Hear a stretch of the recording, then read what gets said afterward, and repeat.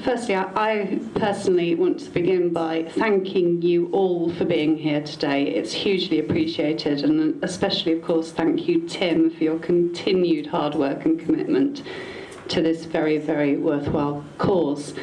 Many of you were here last year and will have heard what I had to say last year. But this year, I'm delighted to say we have the real expert in the room, and that is my incredible and wonderful and beautiful, I am slightly biased, daughter Laura, who I couldn't be more proud of. Laura has got a few words to say to you today, so without further ado, I will introduce you to Laura. You're going to say hello? Hello. Okay. So we've just kind of thought about doing a few questions and answers. So I'm just going to begin by asking Laura. Please, Laura, will you just tell us a little bit about yourself, about how old you are, about where you live, and about where you go to school? I'm 16. I live in Batten. My school is London.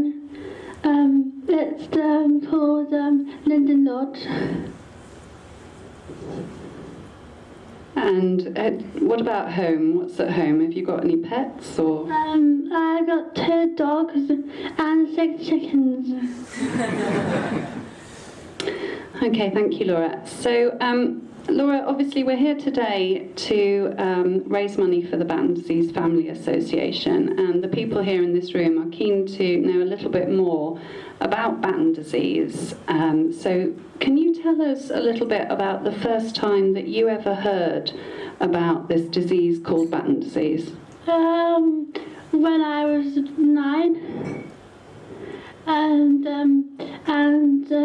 my mum had a bang and rang 999. I asked for an ambulance.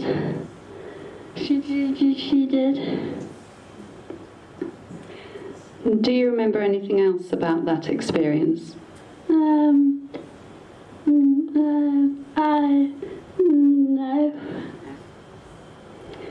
Okay, and can you explain to us a little bit about what this Batten disease has done to you and to your life, and how things have changed since you started to be affected by this disease? I had my first fit. I did. And so what is a fit? What does that mean? It means that you fall down on the ground. That's what it means. Mm-hmm. And do you have these fits very often, or was it just once? Well, I had it at my first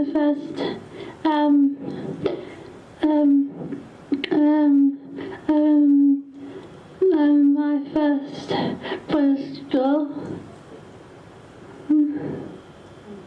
And was there. Mm-hmm.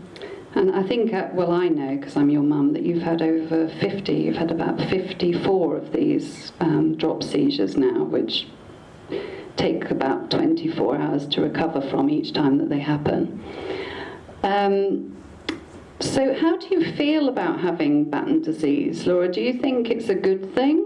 Do you think it's fun, or do you think it's not really much fun? Not fun. Can you tell us why it's not very much fun? Because you can't see, and I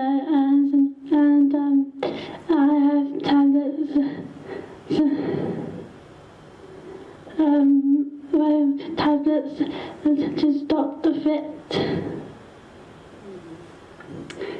And do you find it easy to sort of make friends with people and have a normal, active life, do you think? Yes. Okay, so obviously we're here raising money for the Batten Disease Family Association today, and do you think it's important that we have this charity? Yes. Can you explain why you think it's important to have this charity? To help children and grown-ups who can't see. Good, and Laura, if you had one wish, if you had your fairy godmother here, or fairy godfather here, who could grant you one wish, what do you think that wish would be? I can see again. You'd like to be able to see again. Well, that's lovely. Okay, well, finally, Laura, I think we don't want to hold people up forever, so I'm just finally going to give you the opportunity, because I know you're keen to say some thank yous, aren't you? Yeah. All right, so who is it you want to thank? Tim. I'd like to say thank you to Tim. Is there anyone else? Everybody coming today. And everybody for coming today. Thank you, Laura. Is there anything else you want to say before we sit down? No. Okay, well, thank you ever so much for listening. I hope you found that as interesting as I have. And once again, we hugely appreciate the efforts that you've all put in for today. As a trustee of the Batten Disease Family Association, I do just want to make the point that we are a tiny, tiny charity, and as a rare disease, you'd be amazed how little there is out there currently, for people who are suffering with rare diseases. It's an issue that I would love to lobby on at one point, because it's really rather an attitude of, because so few are affected, we'll just ignore it and sweep it under the carpet. That's wrong, in my opinion, and I will make the point that our annual turnover last year was £350,000. So this lunch has raised £30,000. We as a charity provide a clinical nurse specialist.